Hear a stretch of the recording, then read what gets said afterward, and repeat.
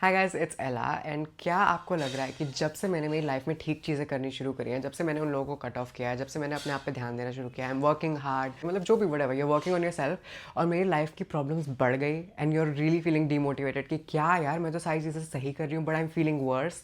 Watch this video. अब ये example सुनना, this will literally change your perspective, it changed mind. You look at this spot on the wall. ये मैंने अब notice किया। ये कब से मेरी दीवार पे था, बहुत टाइम से था, बट मेरे को बॉदर नहीं करता था। बट ये मैंने अब नोटिस क्यों किया? बिकॉज अब जाके फाइनली मैंने अपने आसपास साफ़ सफाई और ऑर्गेनाइज करके रखना शुरू किया है, राइट? तो मेरे बिस्तर पे कोई कपड़ों का ढेर नहीं है, यहाँ पे कोई खाने का रैपर नहीं है। सारी जो 10 तरीके की अलग प्रॉब्लम्स थी उस कमरे में, वो तो मैंने साफ़ कर ली। वो मैंने साफ़ कर ली, तब मेरी नज़र इस पे पड़ी, एक और प्रॉब्लम। और अब मुझे लग रहा है कि यार फक, अब रूम में वाइट वॉश भी करवाना पड़ेगा, ये दीवार बिल्कुल अच्छी नहीं लग रही। बट इसको मैंने नोटिस क्यों किया?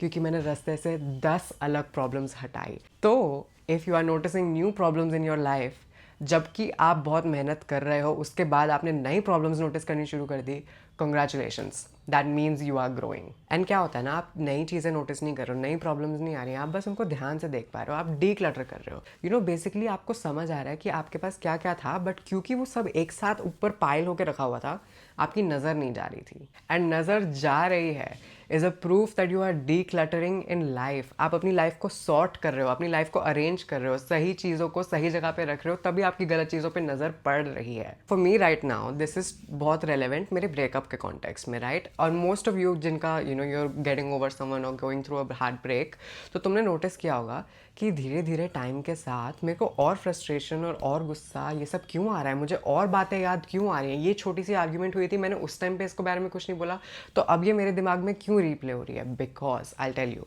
When it's a relationship, right, और जब मुश्किल फेज चल रहा होता है या ब्रेकअप चल रहा होता है या फिर बैक एंड फोर्थ वाला जो फेज़ होता है आपका, should I leave, should I stay, और काम करना चाहिए, उस टाइम पे एक डब्बा है, ठीक है, सारी चीज़ों का। उसमें आपकी प्रॉब्लम्स, आपकी फ्रस्ट्रेशंस, आपकी पर्सनल लाइफ, और इतना बड़ा डब्बा होता है आपका लव, आपका अटैचमेंट, आपकी एडिक्शन, आपकी कोडिपेंडेंसी। तो वो चीज़ें धीरे धीरे श्रिंक हो रही हैं, राइट? तुम्हें इस इंसान की नीड धीरे धीरे कम फील हो रही है, तुम्हारी इस इंसान के साथ अटैचमेंट धीरे धीरे टाइम के साथ कम हो रही है। और क्योंकि वो चीज़ें रास्ते से हटती जा रही है, तो हो सकता है पुरानी कोई बातें तुम्हें याद आ रही हो, तो हो सकता है किसी चीज़ को तुम सोच के ज़्यादा फ्रस्ट्रेट हो रहे हो। बट दिस मीन्स जो अटैचमेंट और जो अफेक्शन था, जिसने तुम्हारी आंखों पे पट्टी बांध रखी थी, जिस वजह से तुम ये बाकी की प्रॉब्लम्स नोटिस नहीं कर पा रहे थे, वो श्रिंक हो रही है। That means you are finally starting to move on with your life. तभी तुम्हारी ये खिटपिट पे नज़र जा रही है, because the central thing that was keeping you from moving on is shrinking. क्योंकि अब एक इंसान से आपकी अटैचमेंट कम हो रही है, आपकी इमोशंस बदल रहे हो उस इंसान को लेके, तो बहुत चीज़ों को आप अलग नज़रिए से देखते हो। जैसे आपकी मम्मी है, आज आपकी मम्मी आपको ऐसे थपेड़ा मार दे, तो on some level you will be like okay that's my mom, she loves me, this this this this this. But अगर कोई औरत आके आपको मार दे तो आप इतना उसको ये नहीं सोचोगे ना कि यार ये मेरी कुछ लगती है, वो कुछ लगती है, उसको आप वापस शायद पलट के मार दो।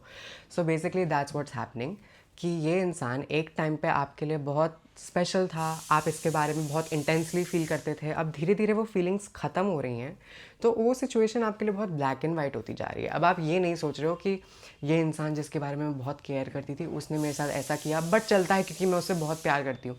अब थोड़ा कम करते हो, तो वो अब चीज़ें फील भी ज़्यादा होती हैं, और अब अटैचमेंट कम हो रही है, तो आपकी टॉलरेंस भी कम हो रही है कि नहीं, ये मेरे साथ ऐसा कैसे कर सकता है, या उसने वो ये क्यों बोला था, उसने ये क्यों बोला था। But again the key word is attachment कम हो रही है, दिस इज़ प्रोग्रेस। मेरे ट्रांजिशन के कॉन्टेक्स्ट में ये मैंने बहुत ईजिली समझ पाई थी मैं, क्योंकि जब तक मैंने अपना जेंडर चेंज नहीं किया था, वो वाली लड़ाई चल रही थी, तो मेरा नज़र सिर्फ उसी पे थी कि यार नहीं, मेरे को मेरी दवाइयाँ शुरू करनी है, मेरे को मेरी सर्जरी करवानी है, मेरे को मेरा आधार कार्ड पे नाम चेंज करवाना है, मम्मी पापा को समझाना है, ये सारी चीज़ों पे मेरा ध्यान था। और अब वो सब सॉर्ट हो गई, अब जेंडर मेरी लाइफ में प्रॉब्लम रह ही नहीं गया है, इट बेयरली कम्स अप। बट अब मेरे को पुरानी बातें याद आती हैं कि जब मैं उस फेज़ में थी और मेरी सारी अटेंशन मेरे जेंडर पे थी, उस टाइम पे बहुत लोगों ने मुझे बहुत गलत बातें बोली थी, जो बहुत मतलब दिल पे लगने वाली बातें हैं। बट उस टाइम पे मेरे पास टाइम ही नहीं था कि मैं उसके बारे में उदास हो पाऊँ, मेरे पास अटेंशन देने को थी ही नहीं, क्योंकि मेरी सारी अटेंशन तो मैंने मेरे जेंडर और ट्रांजिशन और उस वाले प्रोसेस में लगा रखी है ना। अब मेरी नज़र उन चीज़ों पे इसलिए जा रही है बिकॉज जो मेरा उस टाइम पे गोल था वो मैंने अकॉम्प्लिश कर लिया है। सो बेसिकली ले दे के बात कहाँ पे आती है, अगर आप अपनी लाइफ में बहुत प्रोग्रेस कर रहे हो तो उसी के साथ साथ आपके पास बहुत सारी नई चीज़ें होंगी नोटिस करने को, क्योंकि आपने अपनी लाइफ डीक्लटर कर दी। जो मेन बड़ी बड़ी प्रॉब्लम्स थी उनको आपने हटा दिया, तो अब छोटी खिटपिट पे आपकी नज़र जा रही है and you can figure it out as well. तुमने मेन प्रॉब्लम सॉल्व कर दी, तो क्या है ये सब? मैंने अपना पूरा कमरा साफ कर लिया, तो ये क्या है? एक पेंट क्यों मारूंगी, हो जाएगी दीवार। नहीं, it's completely natural, don't worry about it. If anything, congratulations, this is sign of growth. New problems means old वाली solve हो गई. What has really helped me, और मेरे को I want to show this to you guys, is journaling and documenting.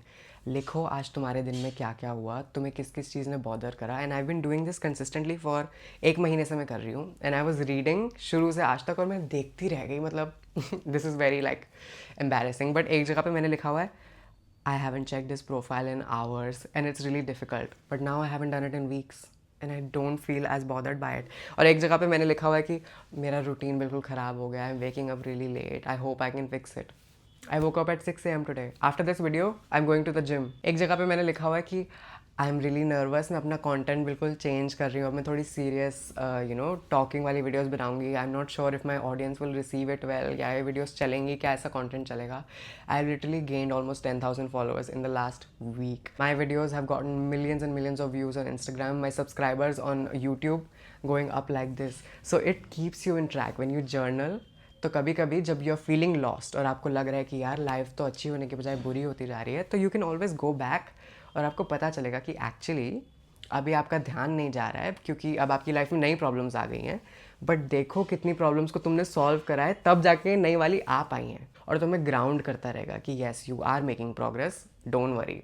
So as I in this video, feeling horrible is the first step to feeling great.